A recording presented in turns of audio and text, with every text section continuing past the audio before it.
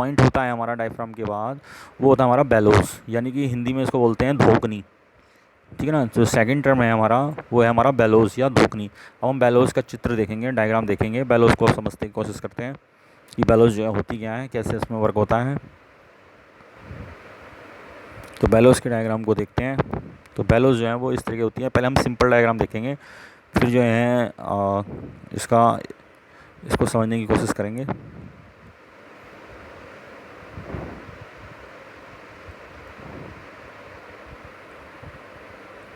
देखिए ये वाला डायग्राम देखिए।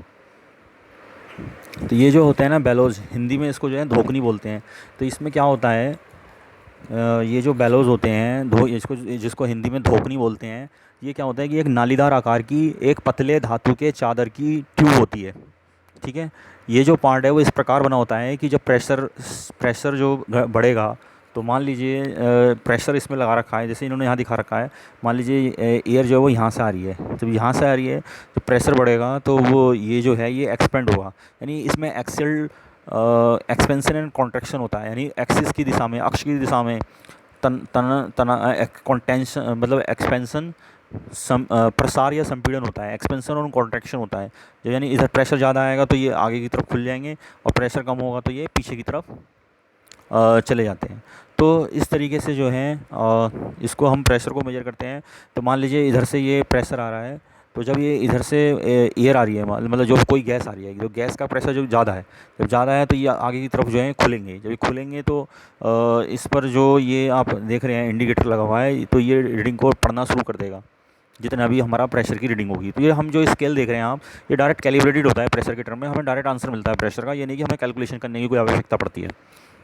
अब इसमें जो बेलोज़ हैं, बेलोज़ को बनाने के लिए जो हम पदार्थ प्रयोग में लाते हैं, मेटल प्रयोग में लाते हैं, वो नरम होना चाहिए, यानी सॉफ्ट होना चाहिए, प्रत्यास्थ होना चाहिए, यानी कि इलास्टिक होना चाहिए, और हाई प्रतिरोध यानी कि उच्च प्रतिरोध, हाई रेसिस्टेंस का होना चाहिए। इसको बनाने के लिए जो मटेरियल हम प्रयोग में लाते हैं आमतौर पर, वो है पीतल, कांसा, फास्फर ब्रोंज, बेरिलियम, कॉपर इत्यादि का प्रयोग करते हैं। ठीक है। तो इसके द्वारा हम इस तरीके से प्रेशर को मेज़र कर सकते हैं। और डायग्राम हम देखते हैं इसके। एक डायग्राम ये भी है, तो इसमें भी यही दिखा रखा है भाई, इस तरीके से है ये। तो ये एक नालीदार आकार की पतली धातु के चादर की ट्यूब होती है, बहुत सारी ट्यूब्स हैं यहाँ आप देख रहे हैं। ये इंटरनली जो है अंदर जो है खोखली होती हैं, इंटरनली जुड़ी रहती हैं। बाहर से ऐसा लगेगा कि जुड़ी हुई नहीं है, लेकिन अंदर से ये जुड़ी रहती हैं। तो यहाँ से ये एक्सिस है मान लीजिए, तो जब यहाँ से कोई गैस आएगी तो ये क्या होता है कि इसमें एक्सपेंसन होगा, यानी कि ये जो है एक्सपेंसन होगा इसमें। तो इसको हम मेज़र करना होता है हमें। तो ये जो है जब बेलोज में मान लीजिए एक्सपेंसन होगा, तो ये पिवटेड होता है। ये यहाँ पर जो हमारा इंडिकेटर यहाँ पे पिवटेड है, यहाँ पे भी पिवटेड है।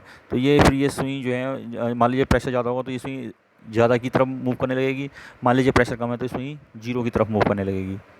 तो ये जो स्केल आप देख रहे हैं डायरेक्ट प्रेशर के टर्म में कैलिब्रेटेड रहता है। ये भी एक बेलोज प्रेशर गेज का डायग्राम है। इसमें जो है दो बेलोज का प्रयोग किया गया है, bellows A and bellows B, जब हमें प्रेशर जो मापना होता है वो ज़्यादा है। तो ये कैलिब्रेशन स्केल दिखाया हुआ है, मतलब जो स्केल है वो डायरेक्ट फार्मूले से कैलकुलेट करके हम जो है इसको डायरेक्ट प्रेशर के टर्म में कैलिब्रेट कर लेते हैं।